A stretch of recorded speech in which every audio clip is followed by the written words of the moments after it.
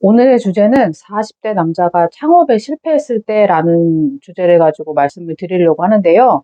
현재 40대를 앞두고 계시거나 아니면은 현재 40대이신 분들이라면 창업에 대해서 한 번쯤은 생각을 해보셨을 거예요. 왜냐하면 회사 생활은 할 만큼 하기도 했었고 뭔가 다른 도전을 해보고 싶은데 창업은 어떨까라는 생각을 한 번쯤은 다 하게 되거든요. 그래서 남성분들이 다양하게 창업을 시도를 하시기도 하고 또 주식 투자라든지 부동산 투자라든지 각종 투자할 수 있는 것들도 찾아서 많이 공부하시고 준비하시려는 경향이 있어요. 그만큼 뭔가 일에 있어서 자유로워지고 싶은 생각이 들기도 하고 뭔가 나만의 일을 가지고 싶다라는 생각을 많이들 하시게 되거든요.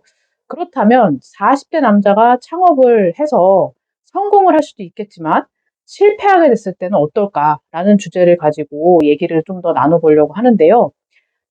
당연히 성공을 하면 좋겠죠. 그리고 열심히 하면 성공도 할 수 있다라고 생각을 해요. 제가 다른 유튜브 채널에서도 자영업과 관련된 채널들도 꽤 많이 보거든요. 또 사업에 관심이 많이 있기 때문에 그런 채널들을 종종 보기도 합니다. 그 채널에서는 하나같이 창업을 하지 마세요. 이렇게 얘기를 하시더라고요. 그만큼 요즘에 경기가 많이 어렵다 보니까 창업에 쉽게 뛰어들었다가 잘 되지 않았을 때 후폭풍이 커질 수밖에 없는데요. 도전을 해보고는 싶은데 걱정을 많이들 하고 아예 시도를 하지 않으려는 부류가 있기도 하고요. 한번 창업을 시작을 했어요. 무인 카페 여러분들 아시죠? 이제 무인 카페를 도전을 해서 하고 있긴 한데 여러분들 그냥 객관적으로 말씀을 드리면 무인 카페에서 커피를 얼마나 많이 드셔보셨어요? 저도 한 두 번 정도 먹고 맛이 별로 없는 거예요. 그렇게 생각을 했죠. 저는 철저히 약간 자영업자의 마인드로 많이 생각을 하는 편이거든요. 딱 먹어보고 나서 느꼈던 생각이 맛이 없어서 잘 되기가 힘들겠다. 그런 생각을 했어요. 그리고 나서 6개월 뒤에 그 가게를 가니까 다른 업종으로 아예 바뀌어져 있더라고요.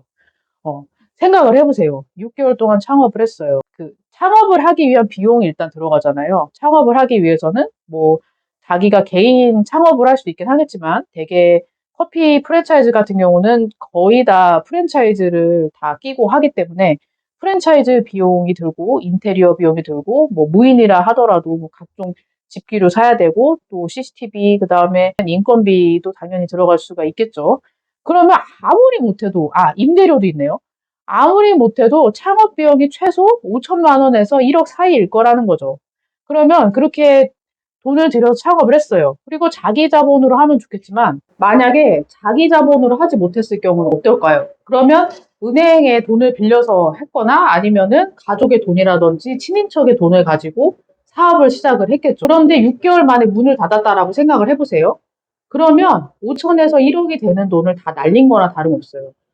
충격이 크겠죠. 잘 될 거라 생각을 했지만 안 됐을 경우는 나중에 그 비용을 다 여러분들이 책임을 지고 갚던지 정말 최악의 경우는 이런 그 금융 관련된 거래를 못하게 되는 상황이 생길 수도 있다라는 거예요. 그래서 창업을 정말 신중하게 생각을 해야 될 것 같기도 하고요.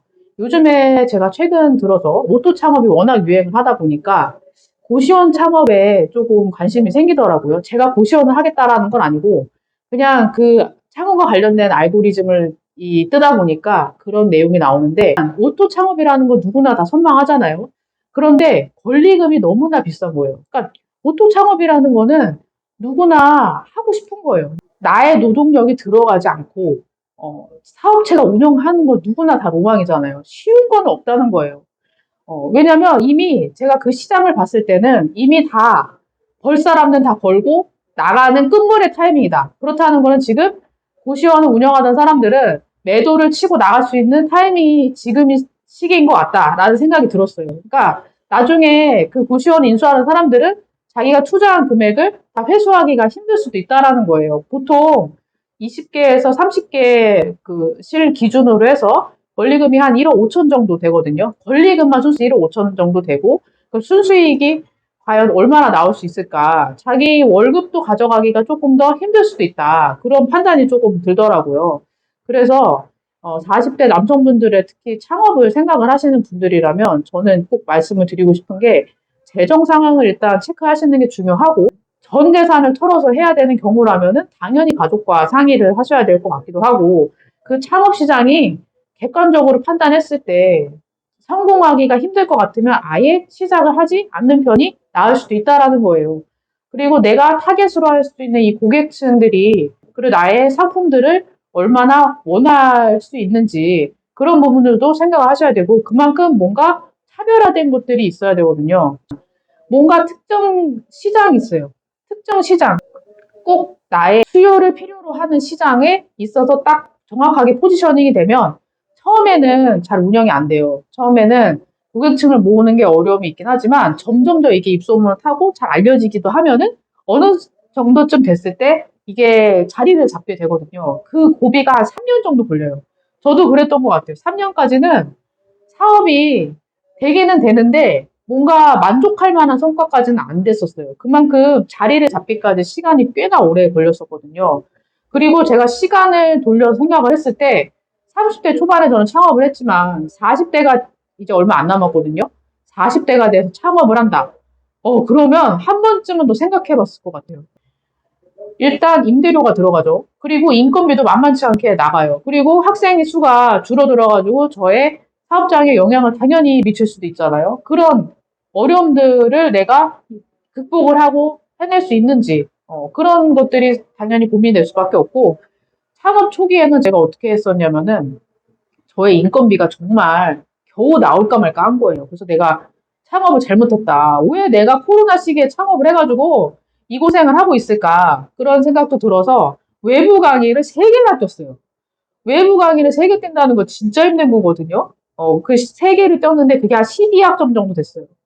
이게 하루에 4시간 이상 서서 강의한다는 게 쉬운 게 아니에요. 하지만 저는 내가 자리를 잡기 위해서는 이 시간을 버텨야 된다.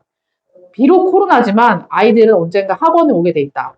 그런 생각을 하면서 했던 것 같아요. 그래서 여러분들 어떠실지 모르겠지만, 그리고 또 점검해야 될 거. 내가 창업을 하기에 적합한 사람인가. 만약에 1원, 2원, 적은 돈에도 내가 벌벌벌 떨고 스트레스 받아 하면은 그런 사람은 창업을 하시면 안 됩니다. 그냥 회사를 다니는 게 훨씬 정신 건강에 좋을 수가 있어요. 저도 운영을 하다 보면은 적자를 볼 때가 있죠. 그러면 잠 오겠어요?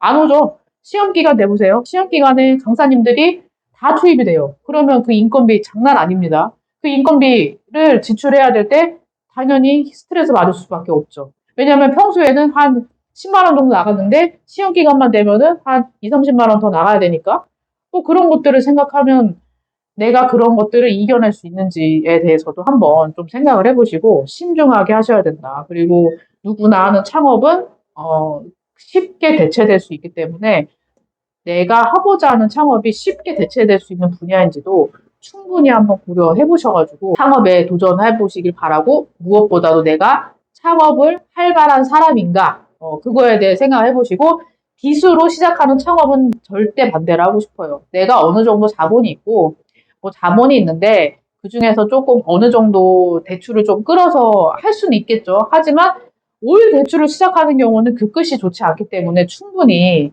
시장 상황도 한번 검토해 보시고 나의 성향도 한번 검토해 보셔서 신중하게 해보시면 좋을 것 같습니다. 감사합니다.